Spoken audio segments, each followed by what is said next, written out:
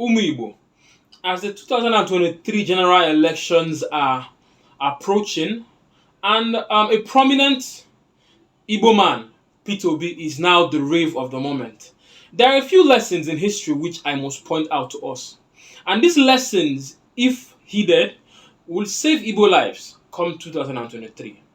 Now, every time, every time we have tried as Ndi Igbo to save Nigeria from corruption, from impending doom, from colonialism, every time we have tried to step in and lead in the fight to save Nigeria, we have been rewarded negatively, or worse, we'll pay with our lives. Anyone who is a student of Nigerian history would know this fact, even though some would deny it. Right? So, let me go back in history and so that I can buttress my point. What we need to learn. Now, I'm saying this because in 2023 now, going forward to next year, this 2022, going forward to next year, we have an Igbo man, Peter Obi, who has stepped out to try to save Nigeria, and the masses are with him. Both Igbo people, Yoruba, Efik, whatever, Northerners, everybody is, Muslim behind him because why? They want to save Nigeria. But who's leading the charge? An Igbo man. Let me point to us a few instances where Igbo people had led the charge to save Nigeria and what they got. Now, Nnamdi Azikiwe, the great Zik of Africa, he led the fight for independence, from the colonial masters, the British. And at the end, what did he get? He was given a ceremonial backseat, and so he could not have any real power to rule the Nigeria that he and others fought for, but he was the face of that fight for independence. So he was given a backseat, like I said, and he didn't have any real power over the country he fought for. Right? So that's one man. Chukwuma Nzogu, Chukwuma Kaduna Nzogu, like he is popularly known, and other soldiers from all around the corners of Nigeria. They carried out a revolution in 1966, January 1966, to make Nigeria better. There were lots of corruption, nepotism. In short, everything you're seeing happening in Nigeria today was happening then. It was happening then, and at a more scary rate, because the country was still new. We've not even gotten independence when all of these things started happening. And even after independence, like Nigeria started disintegrating before it got independence and immediately after it got independence, right? So Chukwuma Nzogu and other military officers from around Nigeria, both the Hausa Fulani, Yorubas, from all parts of Nigeria came together, right, to stop the politicians from destroying the Nigeria they believed in. But what happened? The revolution of 1966 January was now later, at the end, the British and other Nigerians now called it an Igbo coup. And this led to the killing of Ndi Igbo in their thousands, around Nigeria. Basically in the north. This led to the pogroms in the north, 1966. And what followed this up was the Biafran War of 1967, right? So I've mentioned Nnamdi Azikiwe who led the charge to save Nigeria from the British. He got the backseat treatment and was basically thrown in, like he was basically not really relevant after the fight for independence. He just had the name, but there was really nothing substantial. They kept tossing him around the regions and all of that. But that's one. Chukwuma Nzogu, I've mentioned, he organized a coup with military men from around Nigeria. At the end of the day, that military coup was pinned on the Igbo people. This is the second person. And then we have, in 1966, the revolution. So after the coup of 1960, let me go back and call it a coup, right? After the coup of 1966, January, then the BBC called the coup an Igbo coup. Northern soldiers were not happy for the death of the premier of the north and a couple of others. Agu Ironsi, an Igbo man, stepped in to foil that coup in Lagos. If not for his actions in Lagos, the coup would have continued, and lots of other dignitaries, politicians basically, and civil servants would have lost their lives in the event of that coup. But Aguiyi-Ironsi, an Igbo man, who was then the general officer commanding the Nigerian army, he stepped in and foiled the coup in Lagos, which was then the capital of Nigeria. So he restored peace after the coup, and then what did he receive in return after restoring peace? What did he like restoring peace to Nigeria? What did he receive in return? He was killed in a counter coup by northern soldiers that he trusted, that he surrounded himself with. You understand? He was so eager to impress them, to show that he was a detribalized Nigerian. There you have it. An Igbo man, Aguiyi-Ironsi, trying to save Nigeria again, and he was killed. I'm not justifying those who were killed in the first coup, and I'm not also justifying those who were killed in the counter coup. I'm just saying he stepped in and tried to save Nigeria from the first coup, right? And he was killed. There's an Igbo man coming in to help.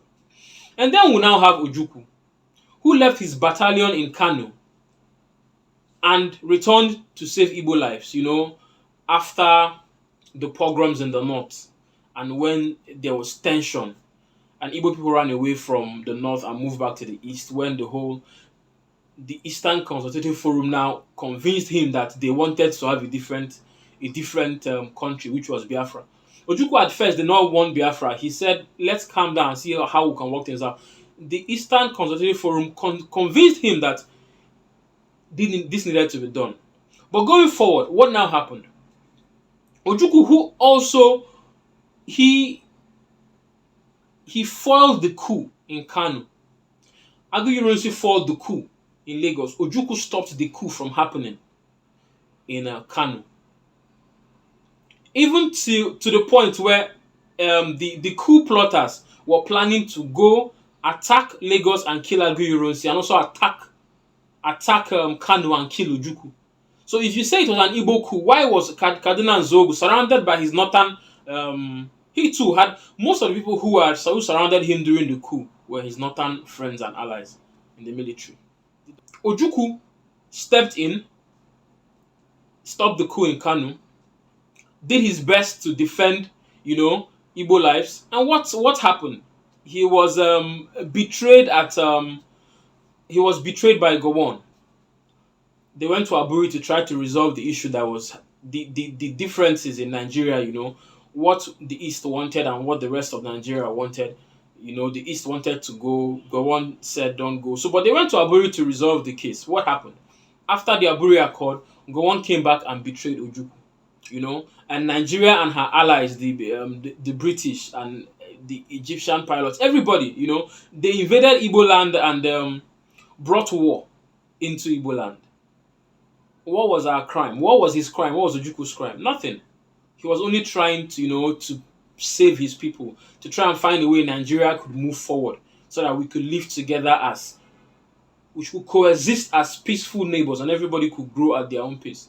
He was termed a warlord, and after the war he was on exile, he came back. That stigma of that warlord followed him till he entered into politics, followed him till he left us. That was Ojukwu. So in 1953, Ndi Igbo were killed in Sabongeri in Kano. 1 minute. In 1953, Ndi Igbo were killed in Sabongeri in Kano. Now this was because there was a disagreement between the Action Group, which was a Yoruba party from the west basically, and the NPC, which was the Southerners party of the north. And Anthony Enahoro, who was basically the leader of the AG, he moved the motion for Nigerian independence by 1956. The northern delegates refused, stating that the North was not ready for independence. So they basically opposed the vote at the federal parliament in Lagos. So Anthony Anahoro was proposing for Nigeria to have our independence in 1956. But they were proposing this in 1953, right? Get me straight. So when the northern delegates refused to vote for Nigeria to have independence. You know, their reason was that the North was not fully developed educationally and in basically almost every aspect of nation building to join Nigeria, because if they joined Nigeria at that point, they would have less people, in the civil service and all of that. So they were not willing to have independence in 1956, and this debate was happening in 1953. So after the northern delegates refused to vote, they basically walked out. Basically, the sitting was postponed. And so when they walked out of the federal parliament in Lagos on March 31st, 1953, the crowd, basically supporters of the age action group, the Yoruba crowd there in Lagos, booed at them. When you boo at somebody, just boo, what we basically do to politicians these days, booed at them. And angrily, they left and returned to the north. And they went to the north and spread the news of what had happened in Lagos, the insults they got. So when the action group planned to continue their campaign for independence in the north, the northern NPC planned to retaliate for the insults they received in Lagos, right? So Akintola and his group, when they arrived Kano on May 15th, 1953, the northerners started to demonstrate and chant, anti-Yoruba songs. But by the next day, which was Saturday, the northern mob invaded Sabongiri, which was an area basically where Ndi Igbo lived, in their numbers. And they were repelled on Saturday, and by Sunday they forcefully now gained entrance into Sabongiri and started to kill Igbo people. Now get the real story. A disagreement between the AG, which was the Yoruba party, and the NPC, which was the Northern party. The Northerners were insulted in Lagos, were booed by supporters of the AG, and then the Yorubas of the AG party went to the north to campaign. And from singing anti-Yoruba songs, the mob went into Sabongiri and started killing Igbo people. What was our crime in 1953 in the Kanu riot? It was not riot. Basically, you step in. You know how they do, just run into neighborhoods and begin to loot and burn and kill Igbo people. What was the Igbo people? What was our crime? If you ask me, I would say our crime was they might have blamed the fight for independence on the forward and successful Igbos, especially Nnamdi Azikiwe, who was, the man heading the fight for independence. So this was another scenario where Igbo people had to pay with blood because of an election, because of Nigerian politics. And then today, in our time, we have Mazi Nnamdi Kanu, who is fighting for the liberation of all oppressed peoples in Nigeria. And because he is an Igbo man, and he wants a country where the lives and the destiny of his people, Ndi Igbo, will be protected, he has been termed an evil man and, of course, termed a terrorist when he is not a terrorist. So he is another Igbo man who is trying to correct the wrongs in Nigeria, leading a conscious revolution, teaching people what they need to know, their history, and why Nigeria needs to be saved, and even if it means Nigeria going apart. His crime is speaking up, and more so speaking up because he is an Igbo man. And for that, the armed forces, the federal government arrested him and jailed him, and also continue to arrest and jail people who support what Nnamdi Kanu stands for. That is another Igbo man who is paying with his days behind bars for trying to save Nigeria again. And then before our very eyes, Igbo, we have our egalitarian Peter Obi, a refined Igbo man fighting to save Nigeria. And already they have started fighting him dirty, trying to, first of all, tagging IPOB as terrorists, saying all Igbos are terrorists, now tagging Peter Obi to IPOB, saying he's a terrorist, All of these sentiments are the watering ground that, if not handled carefully, can also lead to the persecution of Ndi Igbo come 2023.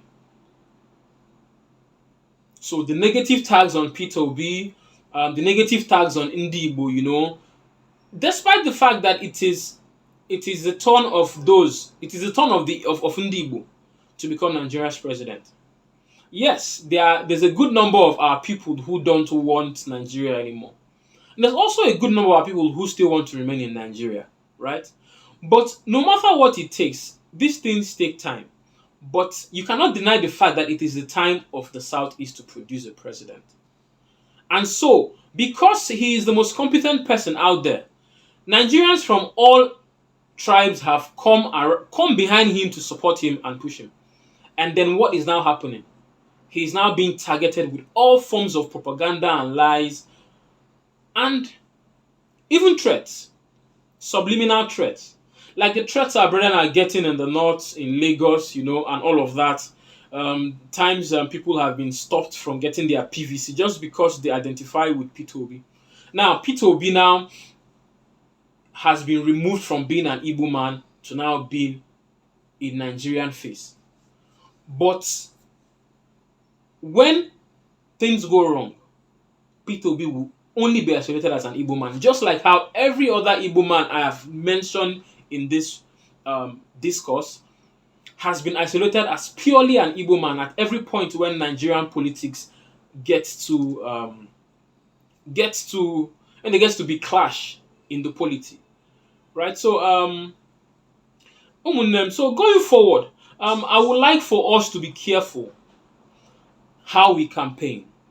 I started this video with saying we needed to go back to history to see how, if we do not apply caution and sense into our campaign, that is, I'm referring to those of us now who want to vote. There are those who do not want to vote, who feel they don't want to vote. Ndi Igbo, this is not for you. This video is for those who say they want to vote for Peter Obi. They want to participate in the election. My advice is, as we go forward into the elections next year, let us be careful. Yes, support him, if you want. But do not insult the other members of the other party or other ethnicities. Do not insult Tinubu. Do not jeer at him. Do not boo him. Do not insult Atiku. Do not boo Atiku. If any of them comes to the east, to Ndi Igbo, to campaign, don't boo them. Don't throw anything. Just, if you don't support them, do not go to the campaign ground. Let them finish their campaign with those support them and let them go. I know why I'm saying this is very important, because like joke. How much case women they'll find something to stick to, because at the end of the day, even if they stick it to the image of Peter Obi, he might not be in harm's way. But then Igbo people will begin to now lose lives and property when there's some form of retaliation, born out of just hatred or whatever. So I'm just saying, let us be careful going to the election. No matter the mistakes, or the corrupt nature of whoever is competing against Peter Obi, just let them do their campaign. Focus on campaigning for Peter Obi if you want to vote for him. And then forget about insults, whatever. Especially our brethren in Abuja, in Lagos. Those in Lagos, which is Lagos is the home of Tinubu. That is where he has his I don't know how to put it, but that is his base. It's important you do not boo those who represent him. Even the Agberos that represent him, don't boo them. Don't get into fist fights with them. Just mind your business. Vote. Go back home. Campaign, stay on your own. Already, they are trying to see how they can create trouble for Ndi Igbo in Lagos, in the west, in the north, in Abu, everywhere. Let us be wise. Let us visit history and know that anytime we try to step in to make things right in Nigeria, something goes wrong. Every time we try to step in and try to provide solutions for Nigeria to move forward, something goes wrong. We are tagged negatively, propaganda, lies, and if we try to speak up or retaliate, it ends up in we losing Igbo lives and Igbo properties. This video is made in English. Asụnya n'asụsụ Igbo maka because of our people, those who do not understand Igbo language. Although it is very bad, no jowolu dene. Na nwaafọ Igbo ihe na-aghọta Igbo. That an Igbo person cannot understand Igbo, it is very bad. But I'm doing this so that we can all be carried along. Let us be careful as we go into 2023. I hope that the lessons I've proffered from history is sufficient enough for us to draw our hands, to draw our ears, warn ourselves, pinch ourselves, call ourselves back to reality, the reality of the Nigeria we live in as Ndi Igbo, so that we can go into the elections, whoever wins, let the person win. But so that we can go in and come out intact without losing Igbo lives and without losing Igbo properties. This is where I will come to the end of this particular episode of Voice of the Sun. I remain my humble self, Chukwuka Soku. Wherever you find this video, please do share it. If you find it on YouTube, please do subscribe, like, share this to our people wherever they are. If it's on Facebook, on Twitter, wherever you find this, please just share it and then keep supporting Voice of the Sun. I will hope to see you on the next video where we share topics such as this. Umunnem, de menu, dalunu, ogadinu, ogozo.